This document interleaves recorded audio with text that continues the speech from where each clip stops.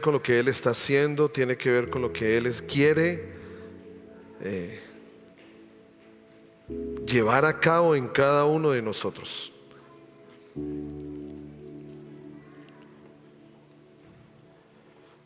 ¿Por qué no estamos un minuto allí? Cierra tus ojos, cerremos nuestros ojos. Un minuto allí. Nada es diferente, todo sigue siendo igual. Cuando le adoramos, cuando abrimos nuestro corazón,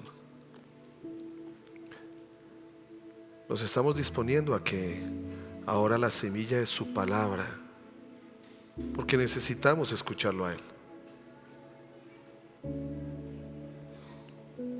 Escuchar que Él nos habla, que Él habla a nuestro corazón.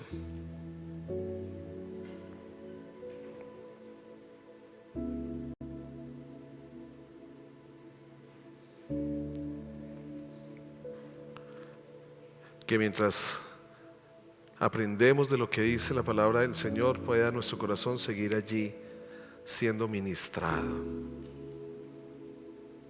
Siendo ministrado.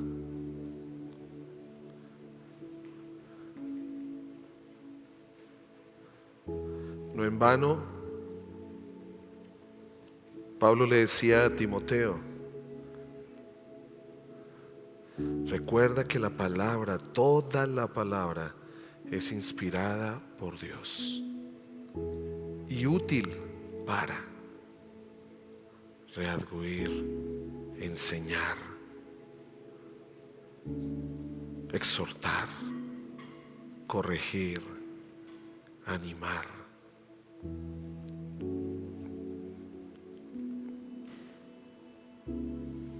Entonces te animo a que no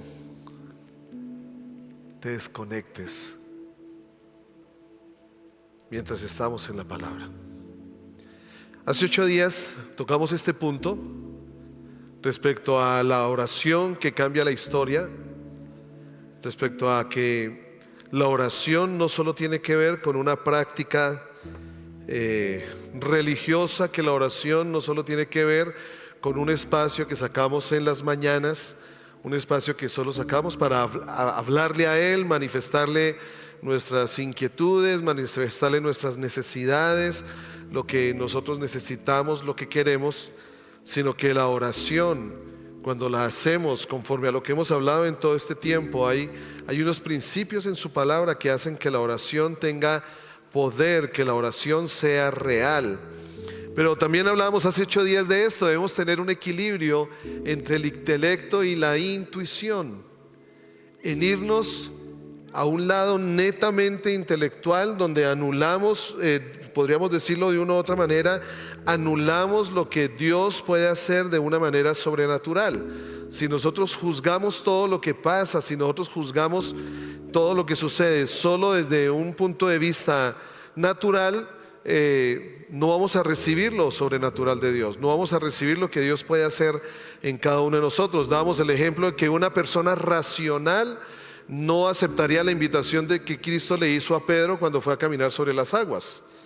Cuando Jesús venía sobre las... ¿Creemos que Jesús puede caminar sobre las aguas? ¿Sí o no? ¿Creemos que Jesús puede sanar? ¿Creemos que Jesús puede liberar? ¿Dar vista a los ciegos? Ok, lo creemos, pero muchas veces no nos vemos nosotros allí. Muchas veces nosotros como que no creemos que eso suceda con nosotros. Un día nos pasó algo con Carolina.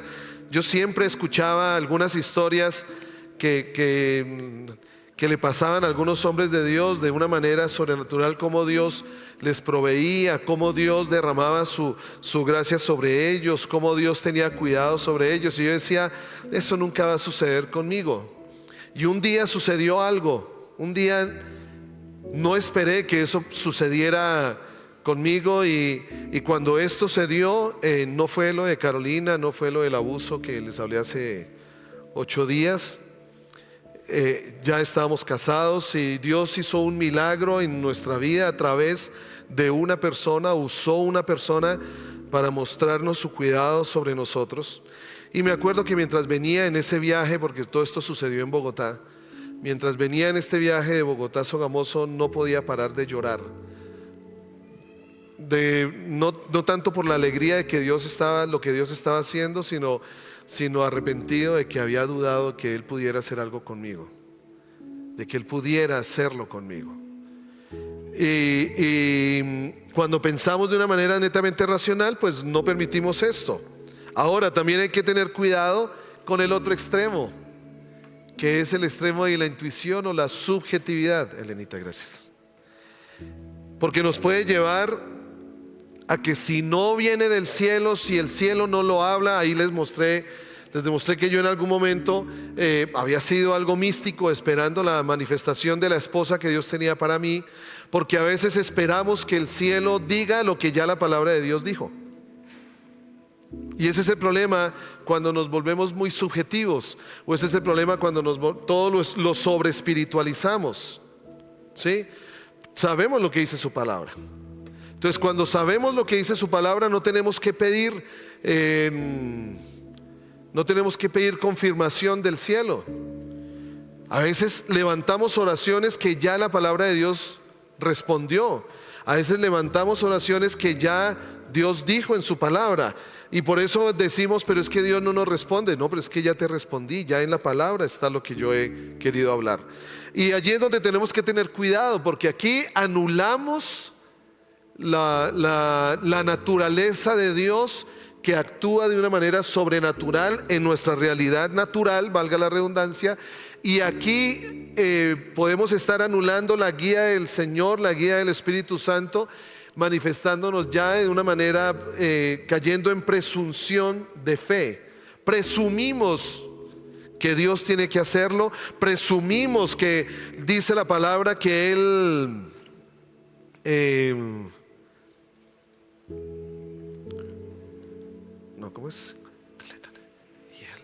cumplirá los deseos de nuestro corazón. Entonces presumimos que si yo tengo un deseo en mi corazón, Dios tiene que cumplirlo. Y ahí muchas veces podemos caer en pecado. Muchas veces podemos caer en pecado porque nuestra presunción o nuestra intuición no anula la guía del Espíritu Santo. Aquí actúa la intuición, aquí actúa el intelecto, y dijimos que ¿qué es lo que actúa en la mitad?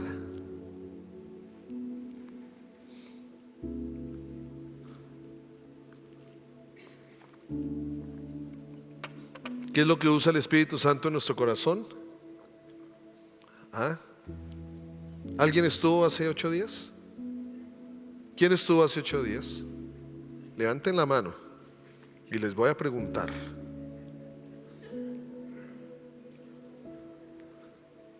¿Qué dijimos? ¿Qué hace la diferencia? Convicción. Se ganó un tinto. Convicción. El Espíritu Santo trae convicción. ¿Y qué usa el Espíritu Santo para convencer nuestro corazón? El fundamento de la palabra, que de una u otra manera es el conocimiento, el fundamento de la palabra, pero trae su realidad. Por ejemplo, aquí, voy a ir de una de esas, si no de pronto me voy otro domingo más si no quiero ir allí. Por eso es que el Espíritu Santo convence. Y vamos a poner un ejemplo que está en la palabra, ¿sí? Vamos a poner un ejemplo. Cuando dijimos que Dios no trabaja solo, la pregunta que nos hacíamos era la siguiente, aquí: ¿cómo orar para recibir la dirección de Dios? Ojo, la dirección de Dios. Algo que debe tener siempre en nuestro corazón es la disposición a ser dirigidos por Dios. Dijimos hace 8 días, solo un corazón que anhela ser dirigido por Dios es un corazón que Dios puede dirigir. Si nosotros no queremos ser dirigidos por Dios, pues Dios no nos va a dirigir. Un ejemplo sencillo en este sentido fue: Dios le dio un llamado a Pablo. ¿Cuál fue el llamado de Pablo? ¿Cuál era el trabajo al que Dios llamó a Pablo? llevar el evangelio a los gentiles. ¿Qué hizo Pablo? Fue y llevó el evangelio a los gentiles. Y Pablo, haciendo lo que Dios le dijo que hiciera, en algunos momentos el Espíritu Santo lo guió a no entrar en ciertos lugares. No era la prevención que Pablo tenía sobre cierto lugar, no era de que Pablo había pensado, no, ese lugar mejor no entro, no. El Señor le dijo, ve y predicas, ve y llevas el evangelio a los gentiles. Pablo estaba haciendo la tarea, y cuando Pablo estaba haciendo la tarea, obedeciendo a Dios en lo que Dios le había dicho, pues el Espíritu Santo empezó a dirigirlo. Por aquí sí, por aquí no. Entonces, ¿cómo orar para recibir la dirección de Dios? Bueno, lo que tenemos que tener presente es esto. Bueno, aquí quiero hablar de esto antes de entrar allí. Menos mal pasé a esta diapositiva. Aquí encontramos, no me pongo a hacer todo el recuento de todos los reyes que reinaron en Israel. Como ustedes saben, después de Salomón, cuando subió Roboam al reinado, se dividió el reino. David lo había unificado, había solo un rey, solo un reino, que era Israel. Pero después de Salomón, el reino se dividió en dos: el reino del norte, que era el reino de Israel, y el reino del sur, que era el reino de Judá. Ustedes ven aquí unos muñequitos. Esto significa el rey que estuvo allí reinando. ¿En qué año reinaba? La espada, cuando la encuentran ustedes erigida hacia arriba, habla de los reyes que buscaron la guerra. No traje todos porque solo quiero que miremos este punto. Aquí vamos a hablar de un rey que viene de este linaje. Aquí encontramos a los profetas que fue la voz de Dios que usó para cada uno de los reinados. Los reyes que están en negro fueron reyes que hicieron lo contrario, lo opuesto al Señor. Y los reyes en blanco son los reyes que hicieron todo conforme al Señor. ¿Qué fue lo que más abundó? Los que no hicieron la voluntad de Dios fueron los que más abundó. Y esto lo que hizo fue hundir la nación, fue traer maldición a la nación. Permítame si yo aquí... ok, sí. Entonces aquí vemos, hubo más reyes buenos, digámoslo en cierta manera, hubo más reyes buenos en el reinado de Judá que en el reinado de Israel. Pero en este reinado hay uno que es del que vamos a hablar hoy, que viene aquí, que es Acab. Aunque Acab no buscó la guerra, aquí son los años que reinaron. Acab hizo lo malo delante de los ojos del Señor. Y hubo un profeta que se movió en el reinado de Acab. ¿Cuál fue? Elías. Aquí aparece Elías en estos reinados. Viene Acab, viene de 1, 2,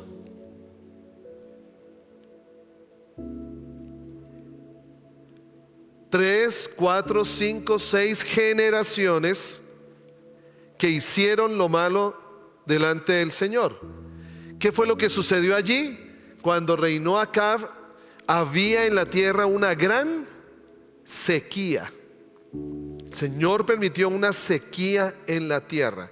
Y este es un poquitico como el trasfondo en el cual, o más bien el entorno, el contexto en el cual aparece Elías, para que entiendan por qué Elías en algún momento salió a mirar si había una nube que venía del cielo, y que podamos entender la historia de lo que sucedió allí en el Monte Carmelo. A raíz de la maldición de hombres que no hicieron lo bueno delante del Señor, el Señor envió una sequía a la tierra de Israel. Y allí encontramos a Elías. Y lo primero que debemos hacer para recibir la dirección del Señor en esa oración que cambia la historia. Entonces yo los animo, si ustedes de pronto hasta hoy están aterrizando a esto, yo los animo, están allí los diferentes mensajes en YouTube para que nos conectemos con qué hemos venido hablando. Pero para recibir la dirección del Señor, lo primero que tenemos que hacer es ¿qué? Orar. ¿Qué es orar? ¿Qué es orar?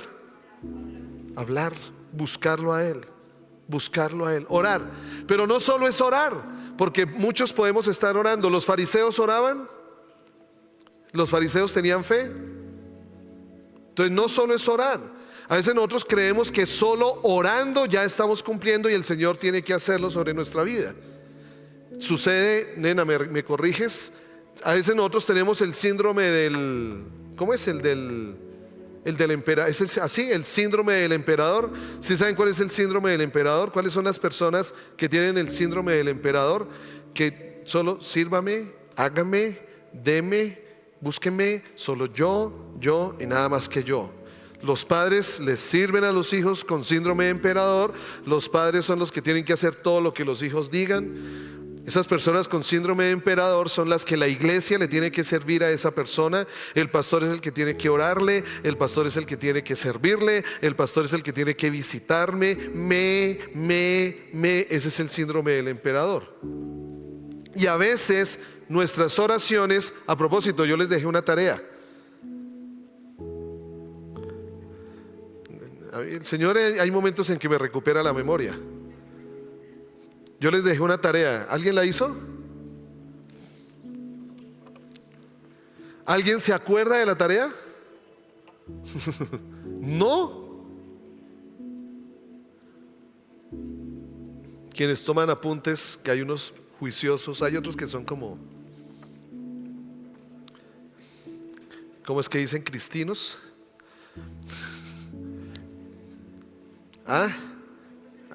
Por ahí la tarea, Nelsito está buscando sus apuntes.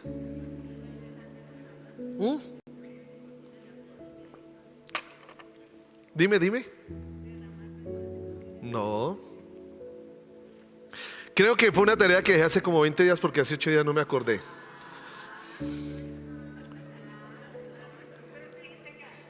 Sonia, ¿tú qué comiste antier? ¿Se acuerdan que yo les dije que grabáramos nuestras oraciones? No, hace como 20 días. Que grabáramos cómo oramos, porque en nuestras oraciones podemos detectar si tenemos el síndrome del emperador.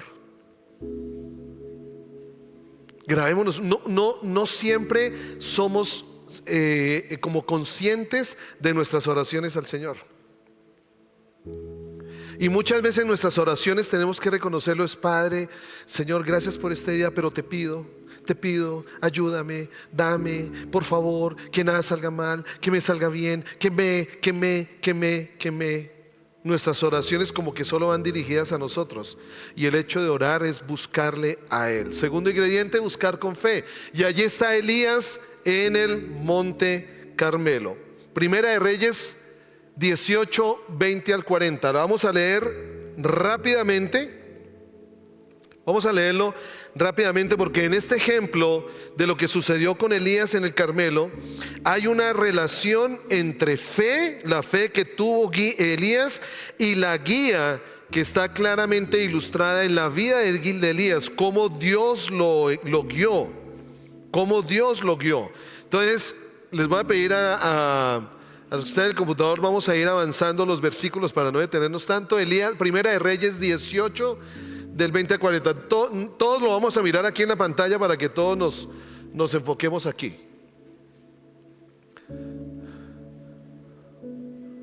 Y vamos a tocar, si no alcanzamos a tocar todo hoy, pues terminamos de hoy en 8 días, no hay problema. Creo que va a tocar de hoy en 8 días. Desde el 20. Bueno, déjelo ahí. Más tarde, durante el tercer año de la sequía, el Señor dijo a Elías: preséntate ante el rey Acab y dile que pronto enviaré lluvia. Esto fue la dirección que Dios le dio a Elías. Pero ¿qué era lo que había? una sequía por todo lo que les comenté. Vamos a ir directamente al 20 para no demorarnos mucho. Del 20, versículo 20. Ok, entonces Acab, van a pasar versículos como yo leo. Entonces Acab convocó a todos los israelitas y a los profetas al monte Carmelo. No, tampoco tan rápido. Regresémonos. Ahab mandó llamar a todos los israelitas y reunió a los profetas en el monte Carmelo. Elías se paró frente a ellos y dijo, y miren la pregunta que le hizo Elías al pueblo antes de, y quiero que todo esto quede en nuestro corazón. ¿Hasta cuándo seguirán indecisos, titubeando entre dos opiniones? ¿Cuál era el propósito de la manifestación o del milagro o de aquello sobrenatural que pasó en el monte Carmelo? ¿Cuál era el propósito? Está en esta pregunta. ¿Hasta cuándo seguirán indecisos, titubeando entre dos opiniones? Si el Señor es Dios, síganlo. Si el Señor es Dios, sígalo. Pero si Baal es el verdadero Dios, entonces síganlo a él. Sin embargo, la gente se mantenía en absoluto silencio. Entonces Elías, acercándose a todo el pueblo, dijo: ¿hasta cuándo van a continuar ustedes con este doble juego? ¿Sí? ¿Es que está en dos versiones? No me confundan. Ok, entonces Elías les dijo: yo soy el único profeta del Señor que queda, pero Baal tiene 450 profetas. Ahora traigan 2 toros. Los profetas de Baal pueden escoger el toro que quieran, que luego lo corten en pedazos y lo pongan sobre la leña de su altar, pero sin prenderle fuego. Yo prepararé el otro toro y lo pondré sobre la leña del altar y tampoco le prenderé fuego. Después invoquen ustedes. Esta es una acción clave aquí. Entonces, después invoquen ustedes el nombre de su Dios y yo invocaré el nombre del Señor.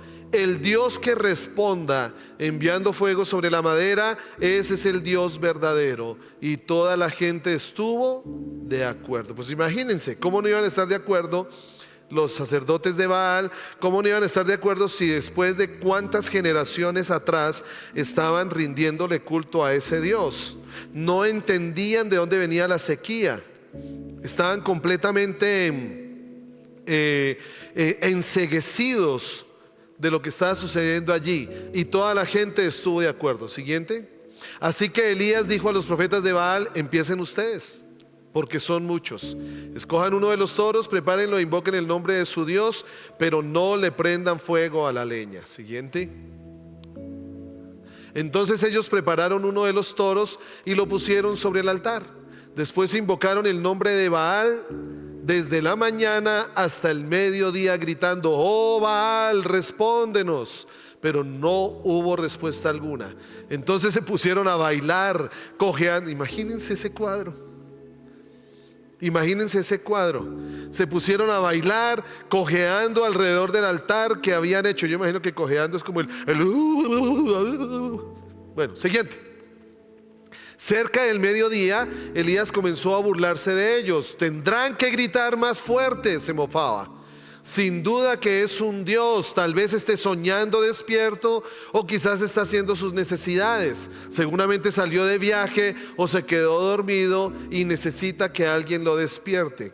Qué triste que muchas veces esa es la imagen que nosotros tenemos de nuestro Dios. No responde porque está dormido. No responde porque de pronto se fue de viaje. Así que ellos gritaron más fuerte y, como acostumbraban a hacer, se cortaron con cuchillos y espadas hasta quedar bañados en sangre.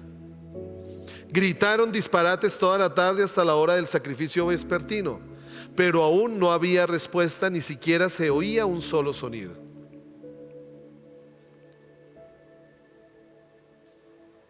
Entonces Elías llamó a la gente: vengan acá. Así que todos se juntaron a su alrededor, mientras él reparaba el altar del Señor que estaba derrumbado. Tomó 12 piedras, una para representar a cada tribu de Israel, y usó las piedras ¿para qué?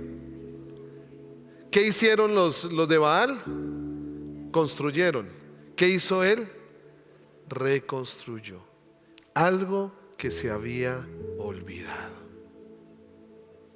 El pueblo de Israel, de quien se dijo que tenía un Dios, se dijo y no, y los pueblos lo vieron, un Dios que los sacó de Egipto, les abrió el mar rojo, los sostuvo en el desierto, les dio la ley, pudieron ver el maná, pudieron ver el agua de la roca, se olvidaron quién era su Dios. Luego cavó una zanja alrededor del altar con capacidad suficiente para 12 litros de agua. Más rápido, porfa. Apiló la leña sobre el altar, cortó el toro en pedazos y puso los pedazos sobre la madera. Luego dijo: llenen 4 jarras grandes con agua y echen el agua sobre la ofrenda y la leña. Una vez que lo hicieron, les dijo: háganlo de nuevo. Cuando terminaron, les dijo: háganlo por tercera vez. Así que hicieron lo que les dijo, y el agua corría alrededor del altar, tanto que hasta colmó la zanja. A la hora que suele hacerse el sacrificio vespertino, otro punto a resaltar, a la hora que solía hacerse el sacrificio vespertino, el profeta Elías caminó hacia el altar y oró: oh Señor, Dios de Abraham, de Isaac y de Jacob, demuestra hoy que tú eres Dios en Israel y que yo soy tu siervo. Demuestra que yo he hecho todo esto por orden tuya. No fue presunción de Elías. Dios le dijo todo lo que tenía que hacer. Oh Señor, respóndeme para que este pueblo sepa que tú, oh Señor, eres Dios y que tú los has hecho volver a ti. Al instante el fuego del Señor cayó desde el cielo y consumió el toro, la leña, las piedras y el polvo, hasta lamió toda el agua de la zanja. Cuando la gente vio esto, todos cayeron rostro en tierra y exclamaron: el Señor, Él es Dios. Sí, el Señor es Dios. Entonces Elías ordenó: atrapen a todos los profetas de Baal, no dejen que escape ninguno. Entonces los agarraron a todos y Elías los llevó al valle de Cisón y allí los mató. ¿Qué fue lo que Elías le dijo al pueblo? Después invoquen ustedes el nombre de su Dios y yo invocaré el nombre del Señor. La oración de Elías fue: el Dios que responda. Esa fue la oración de Elías, el Dios que responda. Entonces, orar con fe. ¿Qué es orar con fe? Bueno, vamos a mirar qué fue lo que hizo Elías. ¿Qué fue lo primero que hizo Elías? Lo primero que hizo Elías, no sé si lo... no, todavía no. Lo primero que hizo Elías está en el versículo 30 al 35. Acérquense a mí. Y todo el pueblo se le acercó. Y él arregló el altar de Jehová que estaba arruinado, dice esta versión. ¿Qué fue lo primero que hizo Elías? Elías reconstruyó el altar. Ahora, reconstruir un altar, ayer en el ayuno, que le damos gracias a Dios que hubo un tiempo muy especial, comprendíamos que todo con el Señor tiene un precio. Yo meditaba en algún momento por la tarde que todo lo que el Señor le enseñó al pueblo de Israel allí en Levítico, todos estos principios sobre los cuales el pueblo se tenía que mover a través de los sacrificios. La palabra sacrificio era una palabra que era clave allí en el libro de Levítico. Sacrificio. Y no solo sacrificio, hablaba del hecho de que tenían que llevar a un lugar un animal perfecto que debía ser sacrificado, sino que sacrificio también habla de pagar un precio.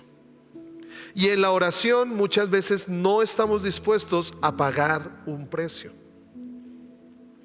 ¿Qué es orar con fe? Dijimos días anteriores que el Señor Jesús les enseñó a sus discípulos a orar: Padre nuestro, santificado, venga a nosotros ¿qué? Tu reino, hágase tú. Lo primero que Jesús les enseñó a los discípulos fue: glorifiquen a Dios. Glorifiquen a Dios. Padre nuestro que estás en los cielos, santificado sea tu nombre. Reconocerlo como el Señor, reconocer que Él es Dios. ¿Y cuál era la manera en la que Dios le dio a los hombres del Antiguo Testamento? ¿Cómo era la manera en que Dios, o cuál era la forma que Dios les dio para que ellos reconocieran de que por dónde Dios estaba actuando y quién era su Dios? A través de altares. Pero es interesante que Elías prepara el altar. Ahora, si nosotros miramos allí, ¿qué es lo que hace Elías? Toma 12 piedras representando las 12 tribus de Israel, como el Señor se lo enseñó a Josué cuando tenía que poner las piedras allí para que el río Jordán, cuando el río Jordán se abrió. Ahora, eso es trabajo. Cojamos 12 piedras, apilémoslas, pongámoslas una sobre la otra. Tenemos que ajustar esas 12 piedras para que las 12 piedras estén tan bien puestas que soporten lo que se va a poner sobre ellas. Ahí hay un trabajo previo. Cuando hablamos de edificar el altar, eso no solo fue como ahora sucedería. Si fuera eso en nuestra época, sería inflable, ¿no? Como ahora las balsas que botan de los barcos, cuando un barco tienen que salir, las balsas salvavidas las botan al agua inmediatamente. ¡Fu! Acuérdense que todo nos gusta inmediato, ¿no? La comida de una vez en el microondas y ¡fu! Le oramos al Señor de cualquier manera y esperamos que ¡fu! Pero no pagamos el precio. No hay altares inflables. No hay altares que como ahora todo es tan práctico, ¿no? Ahora todo se dobla en cierta manera, lo guardo, hasta las máquinas para hacer ejercicio caben debajo de la cama, después las saco, las desdoblo y listo, y sin el menor esfuerzo posible. No hay altar que se levante sin esfuerzo. No hay altar que se levante sin sacrificio. Elías reconstruyó un altar allí, lo edificó con piedras, hizo una zanja alrededor del altar. Esto no era común, esto no era lo que Dios había dicho que se tenía que levantar un altar, pero él quería realmente mostrarle al pueblo quién era el Dios. Entonces hizo una zanja alrededor del altar. Yo me imagino para que se pudiera ver visualmente toda el agua que Elías mandó echar sobre el altar, que llenaba esa zanja, empapado allí. Pero él cubrió, Elías preparó luego la leña, como lo dice el versículo 30 al 35. Después cogió el buey y lo cortó en pedazos, lo preparó y lo puso sobre la leña. ¿Cuánto toma preparar un buey? ¿Aquí hay alguien que tenga un asadero? Yo me acuerdo, una vez estábamos en el colegio Celco, viviendo allí, y un día la iglesia luterana, no sé, madre, si usted se acuerda, compró un toro, un becerro, y todo lo prepararon allí. Allí lo mataron, lo pincharon aquí, le sacaron la sangre. Después de que le sacaron toda la sangre, quitarle la piel, preparar, y eso fueron como unas, desde la madrugada, ¿se acuerda, Javiercito? Toda la mañana preparando eso, toda la mañana preparando solo el becerro. Trabajo, sacrificio. Nosotros queremos que muchas veces Dios conteste nuestras oraciones sin sacrificarnos. El síndrome del emperador. No queremos pagar el precio de entregar nuestro corazón. No queremos pagar el precio de menguar para que Él crezca. No queremos pagar el precio de dejar a un lado nuestros sueños, nuestros anhelos, nuestros deseos, por los sueños de Él. Todo tiene un sacrificio. Prepara la leña. Cuando todo está listo, le dice a la gente: llenen 4 cántaros de agua, derrámelo sobre el altar. Lo hizo 3 veces, empapó completamente el altar. Empapó completamente el altar. Es interesante que cuando fue el turno, vale la pena resaltarlo, cuando fue el turno de Elías para sacrificar, cuando fue el turno de que él preparara el sacrificio, él pidió primero la atención de todo el pueblo. Él llamó la atención de todo el pueblo, ¿sí? Primero, para que ellos pudieran ver que todo lo que se estaba haciendo allí, todo lo que tenía que ver allí, Dios primero lo estaba haciendo a la manera de Dios. Levantó un altar a la manera de Dios, preparó el toro a la manera de Dios. Aún la hora en la que hizo el sacrificio, aún la hora en la que pidió el sacrificio, fue a la manera de Dios. Dios bendice, llévate esto en el corazón. Dios bendice, sobreabunda, derrama fuego del cielo sobre todo aquello que yo hago a su manera, no a la mía. ¿Dónde viene la frustración? ¿Dónde viene la resignación? Cuando yo hago un gran esfuerzo como los sacerdotes de Baal y a mi manera, porque es que para mí es más fácil hacerlo de tal forma, y canto y respondo y lo hago a mi manera, lo hago a mi forma, y me esfuerzo y pago un precio allí haciéndolo a mi manera, y no recibo respuesta alguna. Esto sí no es como el bolero que hice a mi manera, ¿no? Es a la manera de Dios. Todo lo que Elías hizo desde el versículo 1, porque Dios que está haciendo todo esto porque Dios se lo dijo. ¿Cuántas veces nosotros, en presunción de fe, vamos y hacemos algo que Dios no nos llamó a hacer y quedamos nosotros avergonzados? Hasta orar por las personas.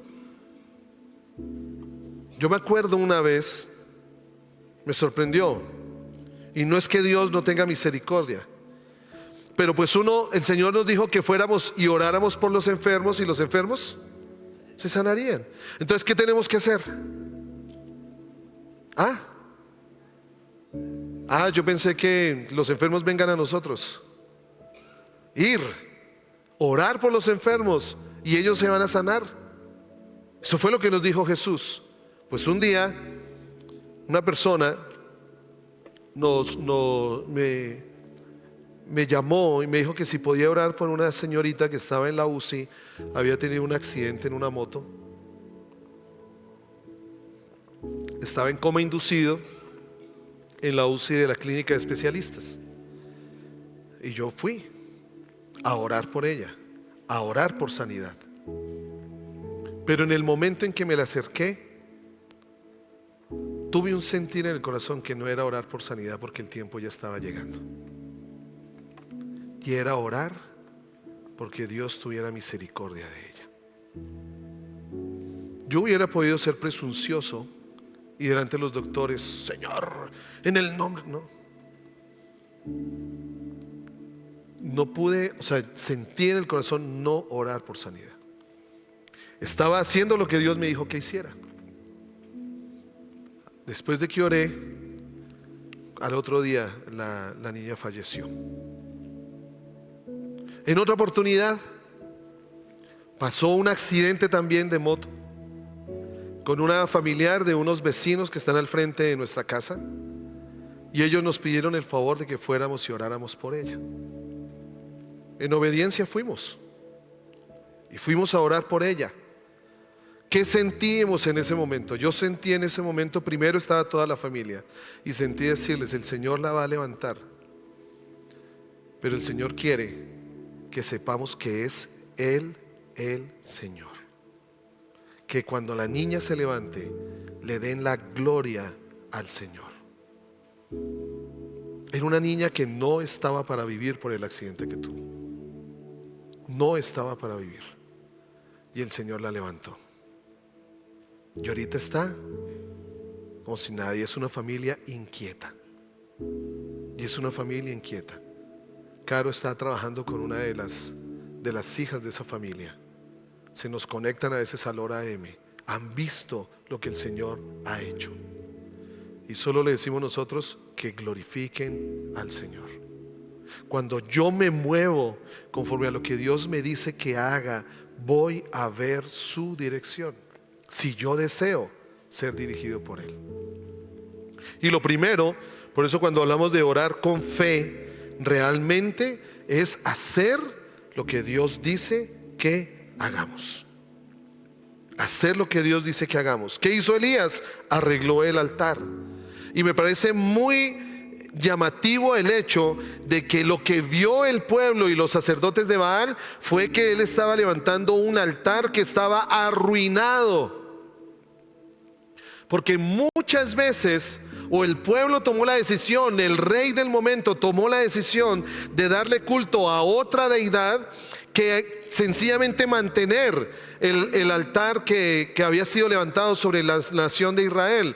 Por eso vemos reyes que salen, hacen lo malo delante del Señor, viene la maldición, pero en algún momento se levantan reyes que buscan hacer lo bueno, y lo primero que hacen, léanse Primera y Segunda de Reyes, especialmente Segunda de Reyes, léanse qué es lo primero que hacen los reyes que decidieron hacer lo bueno delante del Señor. Lo primero que ellos hicieron fue restaurar el altar.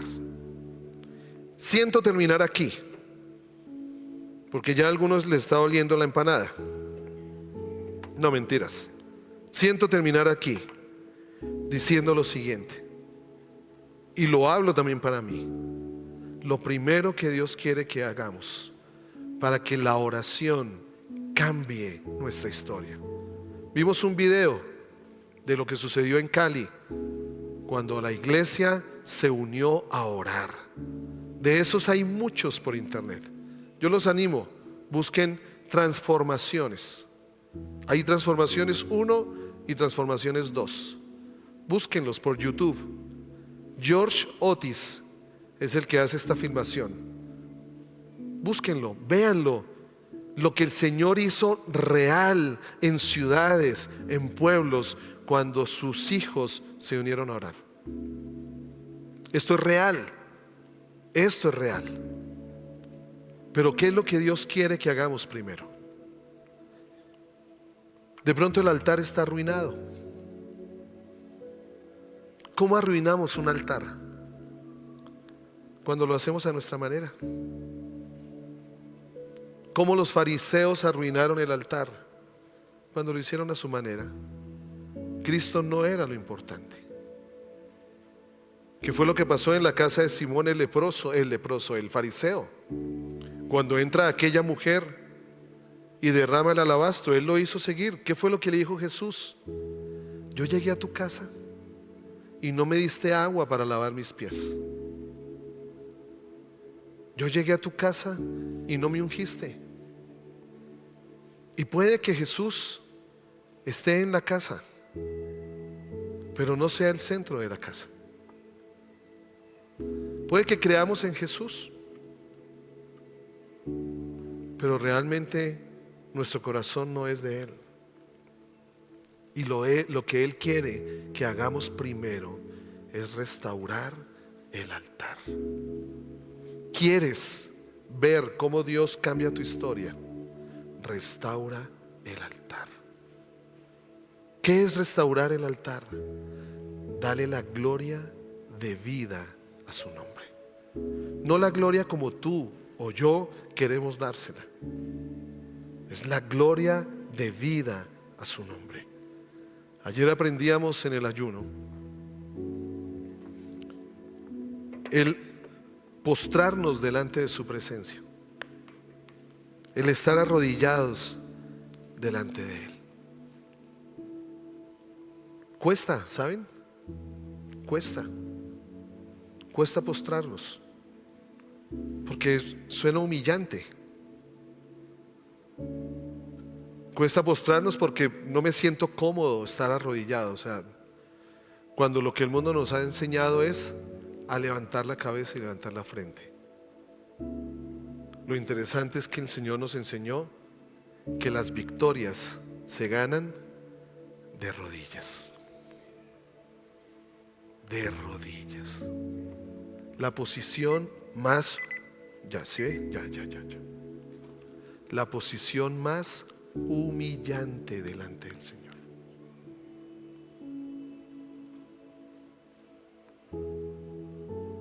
Allí se empiezan a ganar las batallas.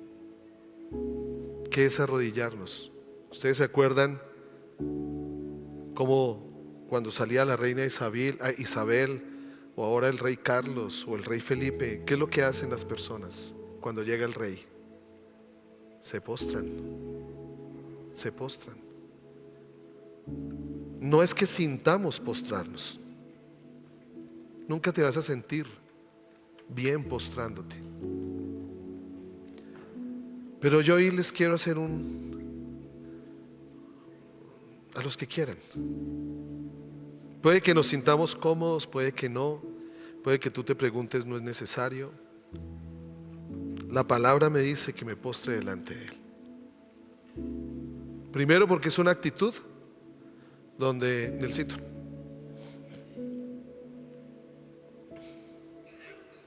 Huguito, ¿me presta el dorado, por favor? Sí, hoy sí lo hice pasar. Hoy John se salvó.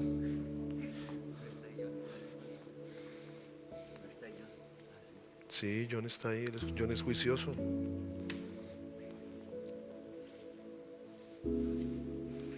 Téngala ahí.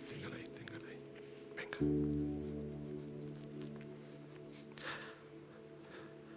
A veces tratamos a Jesús de tú a tú. De tú a tú. Ayúdeme. De tú a tú. Cuando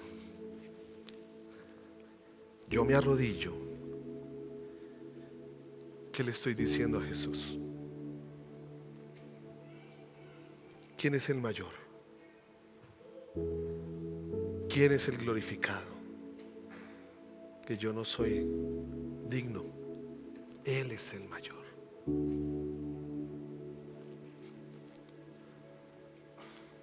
Postrarnos es darle a Él todo el poder, es darle a Él toda la autoridad, es darle a Él toda la libertad, porque yo postrado estoy a merced de Él, estoy a merced. Él puede hacer conmigo lo que quiera cuando yo estoy postrado. Queremos que cambie la historia de nuestra vida. Queremos que cambie la historia de nuestro corazón. Póstrate delante de Él. ¿Qué hizo Juan cuando vino? ¿Qué es aquí?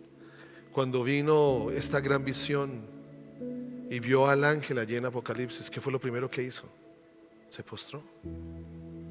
¿Qué fue lo que hizo primero Jesús con Saulo? Antes de que fuera Pablo, ¿qué fue lo que hizo Jesús con Saulo? ¿Se acuerdan la voz? ¿Qué fue lo primero que hizo Jesús con Saulo? Lo tumbó. Saulo no se postró. El Señor lo tumbó en el camino. Aquí hay una decisión. Postrémonos. O de pronto muchas veces seremos tumbados en el camino. Postrémonos. Igual llegará un día, según Filipenses, en que todos se arrodillarán delante de Él.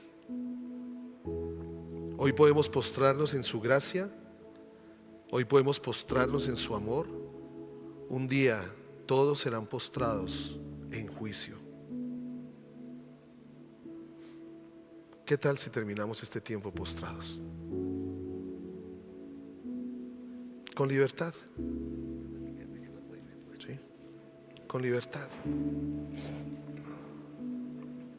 Yo no me voy a postrar porque soy el pastor.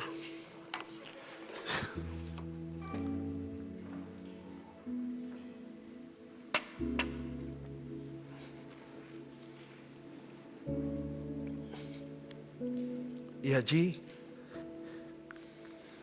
en esa actitud de sumisión, dile al Señor que tú estás dispuesto a reconstruir su altar. Él sabe cuánto nos cuesta darle a Él el primer lugar. Él sabe cuánto nos cuesta que Él sea el centro de todo. Él sabe cuánto nos cuesta quitarnos a nosotros del centro, que nosotros no somos lo más importante sino Él. Levanta una oración allí.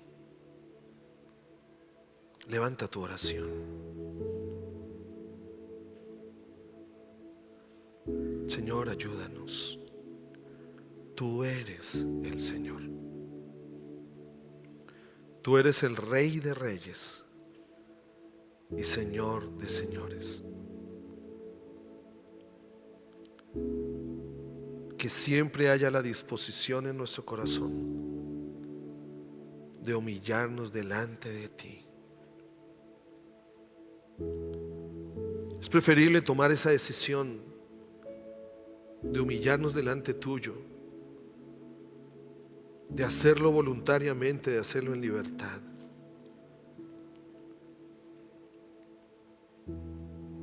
Porque tú lo dijiste en tu palabra, los que se humillan serán exaltados. Y ese fue tu ejemplo, Jesús. Tú te humillaste hasta la muerte. Eres el Hijo de Dios, pero te hiciste un siervo. Eras el Hijo del Creador y te hiciste como uno de nosotros. Y porque te humillaste, el Padre te sienta a su diestra. Te da un nombre que es sobre todo nombre. Ayúdanos, Espíritu de Dios. Ayúdanos a reconocer en todos nuestros caminos tu señorío. Ayúdanos a reconocerte en todos nuestros caminos, a que tú seas el Señor. A que tú seas el Señor. Y Padre, así yo bendigo a cada uno, Rey. Bendigo a cada uno. Bendigo su corazón. Bendigo su disposición. Bendigo su entrega. Señor, y en esa decisión de levantar tu altar y restaurarlo, declaro tu victoria, tu vida, tu autoridad, tu señorío y tu gloria sobre cada uno. En el nombre de Cristo Jesús. Amén. ¿Y qué tal si nos levantamos y le damos un aplauso de gloria al Señor?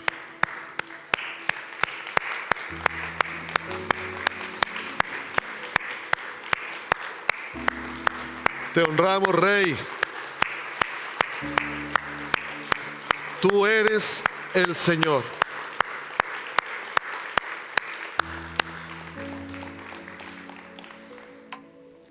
Ahora no lo dejes solo para este momento. Ayer aprendíamos que Pablo dijo que en nuestra debilidad Él se hace, Él no se hace, Él es fuerte. Sabes, de rodillas somos débiles y ahí es donde Él se hace fuerte. Los bendigo. Y ahora sí, la empanada les va a caer bien. Feliz semana.